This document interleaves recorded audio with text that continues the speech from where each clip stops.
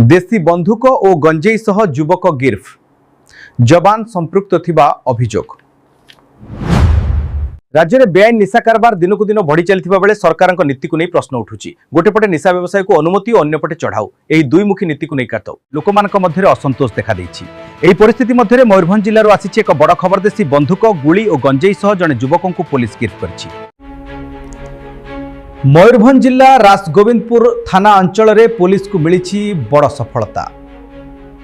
विशेष सूत्रु खबर पाई पुलिस और magistrate team अमरदा air strip निकट में चढ़ाऊ करथिले। एही समय बेतनासिया ग्रामर सुजित बेहेरा नामक युवकों को काबू करा जायथिला। तांको निकटरू 129 ग्राम गंजेई, एक देशी बंधुक, 3टी गुली और बाइक जबत होईछि। एने राजगोविंदपुर थाना रे 183/26 मामला रुजु होईछि।